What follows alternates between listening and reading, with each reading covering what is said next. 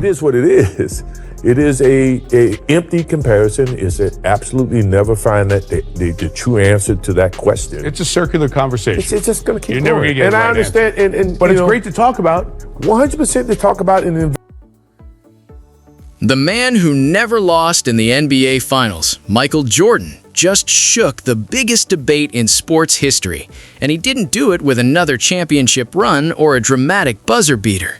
Instead, he did it with just 4 simple words. Words so powerful they instantly silenced every analyst in the room and changed the entire conversation. It just doesn't exist with me. The entire conversation stopped instantly. That man was Michael Jordan, widely regarded as the most relentless winner the NBA has ever seen. There was no build-up, no warning, and no dramatic speech. He simply sat down and delivered a statement so sharp that it immediately brought the entire GOAT debate to a halt. The moment he spoke, the energy in the room shifted. Tracy McGrady, Vince Carter, and Carmelo Anthony, 3 legends who helped shape the modern era of basketball, fell completely silent. The jokes stopped, the reactions disappeared, and all that remained was focus. They sat there, eyes locked in, listening closely to every word. Even Reggie Miller, a man who battled Jordan in some of the most intense playoff matchups, looked stunned. His expression said it all, as if he couldn't believe what he had just heard. What makes this moment even more powerful is who Jordan has always been. He never chased validation. He never campaigned to be called the greatest. While analysts debate endlessly on television, fans argue online, and players insert themselves into the conversation, Jordan has always remained different, calm, detached, and completely unbothered. That mindset wasn't accidental. It was the same mentality that made him nearly impossible to defeat on the court. Pressure never controlled him, and outside noise never distracted him. That same mental edge is exactly why this moment carried so much weight. When someone like Michael Jordan speaks, especially without emotion or effort, people listen. And when he reduces a decades-long debate to just a few words, it doesn't just sound confident, it feels. I played against Oscar Roberts or Jerry West. Would have loved to. Absolutely love to. Just as competitive as I am. And I actually learned from them. And we, paved the road to the Kobes and LeBrons. This wasn't just another debate clip. This was about what Michael Jordan actually said, why everyone in that room reacted the way they did, and what it revealed about the one trait that separated him from almost every superstar in basketball history. First, look at the credibility. This isn't a hot take from a podcast or a loud headline from sports media. This is Jordan himself. 6 championships, 6 finals MVPs, 10 scoring titles, and a perfect record on the biggest stage. From 1991 to 1993, he reached 3 straight finals and won them all. Then he stepped away from the game. When he returned, he did it again. 3 more straight finals from 1996 to 1998, winning every single one. Not once did any of those series reach a Game 7. Think about that. When the pressure was at its peak, Jordan didn't let things drag out. He finished the job early. Across his career, he delivered 9 game-winning buzzer beaters. In the most intense playoff moments, the final 24 seconds with a chance to tie or take the lead, he shot 9 for 18, a staggering 50%. For comparison, the league average in those same situations is under 28%. That means Jordan performed at nearly double the efficiency when the pressure was highest. While most players tightened up in those moments, he elevated. In playoff clinching games, don't then, in essence, this is where I look at it, don't then now use that against the player that actually taught you the game or that you learned from. The debate around greatness in basketball took a powerful turn when Michael Jordan spoke in a way that immediately silenced the room. Known as one of the most relentless competitors in NBA history, he didn't rely on dramatic speeches or bold declarations. Instead, he calmly made a statement that shifted the entire GOAT conversation. Sitting nearby were legends like Tracy McGrady, Vince Carter, and Carmelo Anthony, all of whom suddenly fell quiet, fully locked in on what Jordan was saying. Even Reggie Miller, who had battled Jordan in intense playoff matchups, looked visibly stunned, as if he couldn't believe what he had just heard. What makes this moment even more powerful is that Jordan never chased validation. He never campaigned to be called the greatest or tried to control the narrative around his legacy. While fans, analysts, and players constantly debate the GOAT topic, Jordan has always remained calm, detached, and unbothered. That same mindset, blocking out noise and pressure, is what made him nearly impossible to defeat during his career. And it's exactly why his words carried so much weight in that moment. This wasn't just another opinion thrown into the mix. This was Jordan himself. 6 championships, 6 finals MVPs, 10 scoring titles, and a perfect record on the biggest stage. From 1991 to 1993, he led his team to 3 straight titles, stepped away from the game, then returned to win 3 more from 1996 to 1998. Not once did he allow a final series to reach a Game 7. When the pressure was highest, he finished the job early. In clutch playoff moments, especially in the final seconds with a chance to tie or win, Jordan delivered at an elite level, far above league averages. In games that decided a series, he averaged over 34 points per game, proof of his dominance when everything was on the line. But the most important part of what he said wasn't about his own achievements.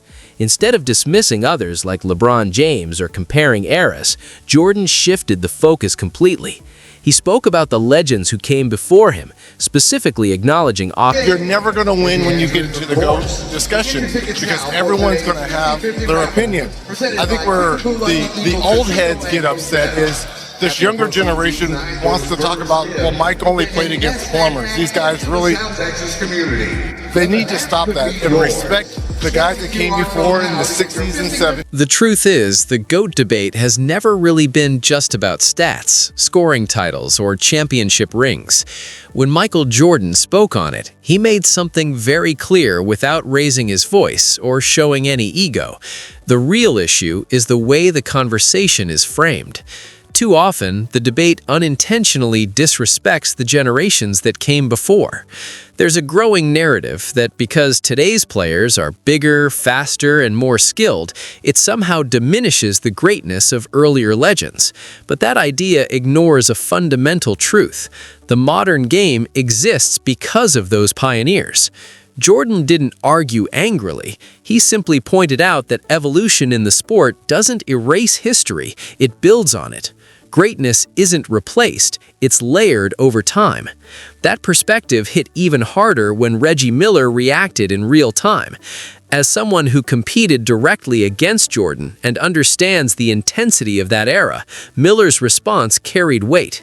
He essentially reinforced the idea that comparing players across generations as if they played under identical conditions misses the point entirely.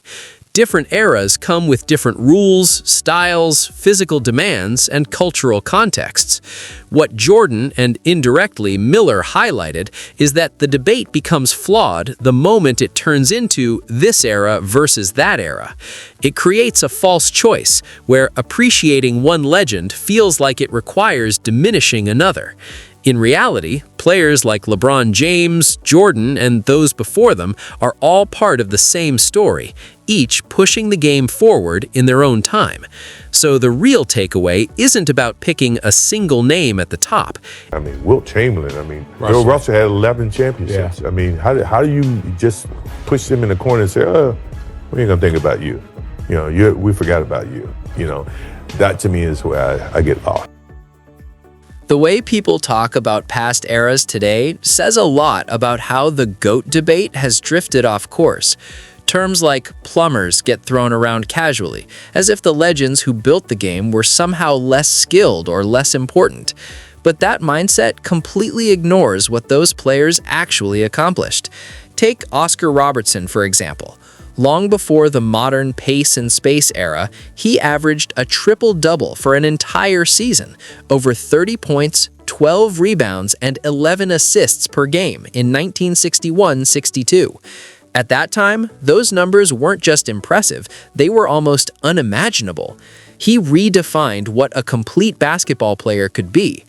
Then there's Jerry West, a figure so iconic that his silhouette became the NBA logo itself. His impact on the game goes far beyond stats, yet somehow his name is often left out of modern GOAT conversations, as if his era makes his greatness less relevant. And it's impossible to ignore Bill Russell. 11 championships, not 2, not 5, 11. That level of winning dominance has never been matched, and yet in today's debates, his name sometimes barely comes up. That alone shows how skewed the conversation has become. But it is a empty comparison. Is it absolutely never find that the true answer to that question? It's a circular conversation. It's just going to keep You're going. never going to get and a right I understand, answer. but But it's great to talk about. 100% to talk about and envision. He was just as good on the defensive end. You know, if you were in a Houston Rocket locker room when we played the Chicago Bulls, we'd say, we're going to run X5. But if Jordan's on the left side, we're going to run it on the right. So kind of like what I heard that they did at times with Deion Sanders in football. Like, we're not throwing it to that side of the floor.